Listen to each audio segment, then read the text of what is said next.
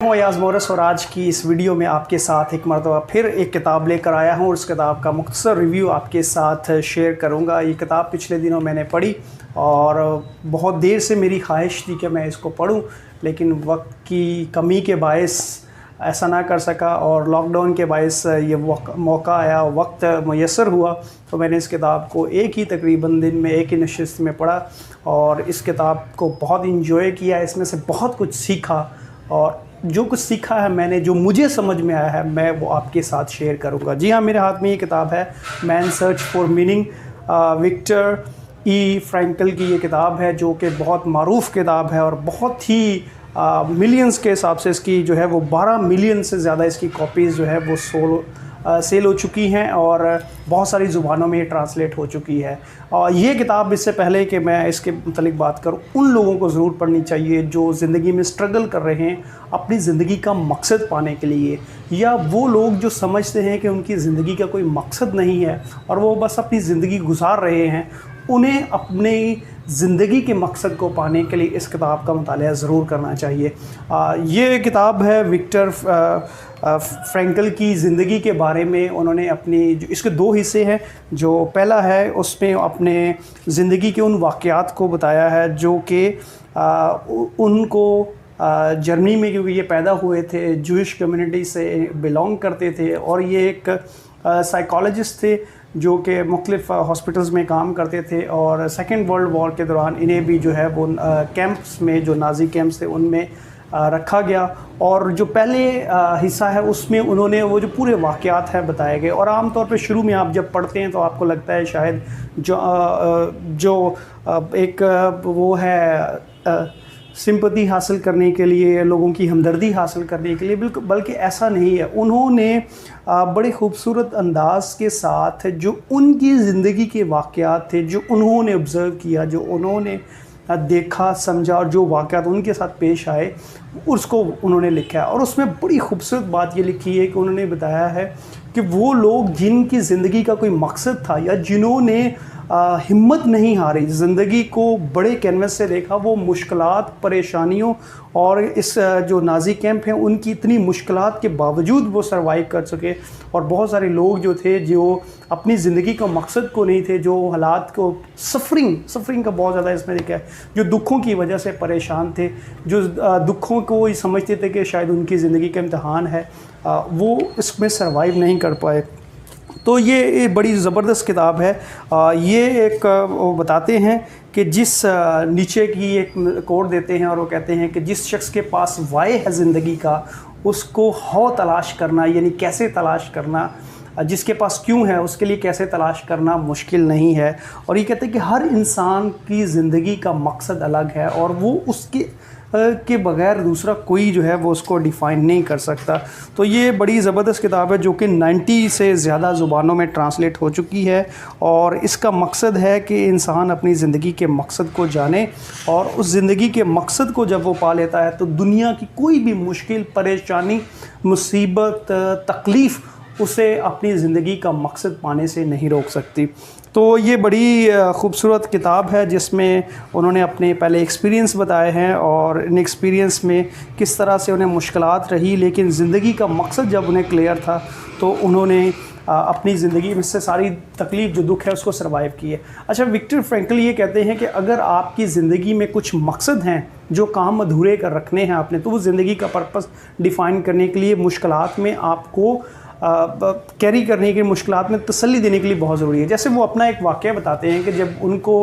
Nazi camp में रखा गया तो उनके पास अपनी किताब का एक मसवदा था जो कि वो लिख रहे थे और उसको कंप्लीट करके उन्होंने इसको पब्लिश करना था। तो वो जब उनसे ले लिया गया तो उन्हें एहसास हुआ कि ये मसवदा जो है वो बहुत इम्पॉर्टेंट है और वो ये किताब जो उन्होंने लिखनी है ये उनके सिवा कोई और नहीं लिख सकता। तो वो उनकी ये ज़िंदगी का मकसद था कि उन्हें एक ख्वाहिश थी, उम्मीद थी, आस थी कि वो जब यहाँ से रिहा होंगे तो वो अपनी किताब को दोबारा लिखेंगे, तो वो इस पे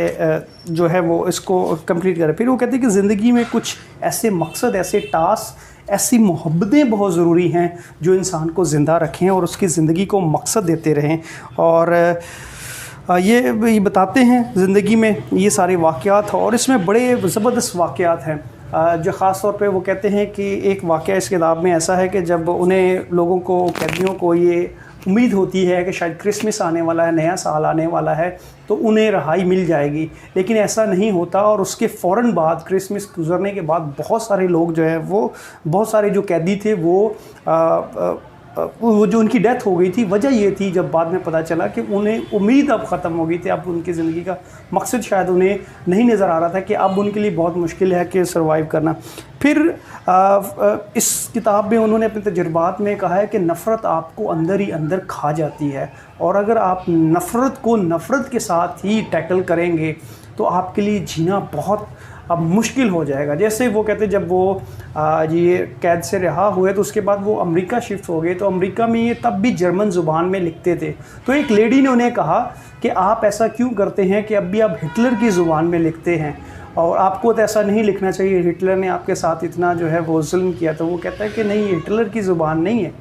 ये मैं उससे कैसे नफ़रत का इजहार कर सकूँ। सारी नस्ल, सारे लोग किसी भी कौम के बुरे नहीं होते। There is a mix between good and bad people, जो हर कम्युनिटी, हर कौम, हर नस्ल, हर कबीले, हर मुल्क में होते हैं। हमें उन अच्छे लोगों को देखना है। फिर एक और मिसाल वो देते हैं कि वो एक हॉस्पिटल में जब यंग थे तो वो ऐसे जर्मन डॉक्टर को जानते थे जो कि बहुत जालिम था और इनके लिए वो शैतान की जो है वो हैसियत रखता था। लेकिन जब उसकी डेथ हुई तो इनको किसी ने बताया उस डॉक्टर के बारे में कि वो बहुत नरम दिल है, बहुत अच्छा है, और उसने अपनी ज़िंदगी को तब्दील किया। तो ये लिखते हैं कि क्या आप इंसान की मुक़द्दर के मुतल्लिक़, इंसान के की जो सोच है उसके मुतालिक प्रिडिक्ट कर सकते हैं, इंसान किसी वक्त भी तब्दील हो सकता है। फिर एक और वाक़या ये बताते हैं कि जब अमरीकी फ़ौजियों ने जब जर्मनी पर जब कब्ज़ा किया तो फिर इनको वहाँ से जब रिहाई मिली तो एक जर्मन फ़ौजी था, कमांडर था, जिसको कैदी जो है वो मारना चाहते थे, लेकिन अमरीकी फ़ौजियों ने उन्हें ये यकीन दिलाया कि वो ऐसा नहीं करेंगे बल्कि उसे इज़्ज़त के साथ उसकी हिफाजत करेंगे। फिर दूसरे हिस्से में ये लेगो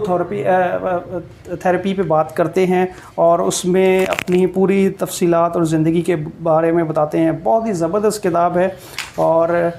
मुझे इसके अगर एक एक पॉइंट पर बात करूं तो बहुत मेरे लिए मुश्किल हो जाएगा कि मैं इसको कवर अप कर सकूं बहुत सारे मुख्तसर वक्त, बहुत कम वक्त में। तो मैं इसलिए आपको रेकमेंड करूंगा इसे पढ़ें। जब आप पढ़ेंगे इसके जुमले, अल्फाज, इसकी जो कॉन्सेप्ट हैं, जो सोच है, जो इसमें पॉजिटिविटी दी गई है कि आपको मुश्किलात, परेशानियों,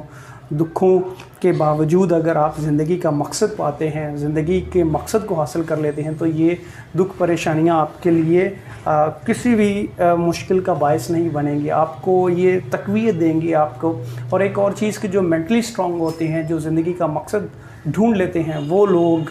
ज़िंदगी में हर तरह की मुश्किल से गुज़र कर कामयाबी हासिल करते हैं। तो once again I would like you कि इसको रीड करें, पढ़ें, समझें और इसको एंजॉय करें और इस पर अपना फ़ीडबैक दें। ये मैंने कुछ सीखा, मुझे थोड़ी मुश्किल भी ये किताब लगी, इसकी टर्मिनोलॉजी और थोड़ी ड्राइनेस भी लगी, लेकिन हर एक का अपना तजुर्बा है, एक्सपीरियंस है, और मैंने इसको ये फील किया। आमतौर पर मैं बड़े पॉइंट्स इन बुक्स के देता हूँ, लेकिन सिर्फ मैं इसमें रिकमेंड ये करूँगा कि आप इसको ज़रूर पढ़ें, और पढ़ने के बाद आपको इसका आइडिया होगा। जब तक आप पढ़ेंगी नहीं, इसकी समरी और इसकी जो कॉन्टेक्स्ट है वो आपको उतना अच्छा तरीके से समझ नहीं आएगा जितना आप समझना चाहते हैं। Thank you very much.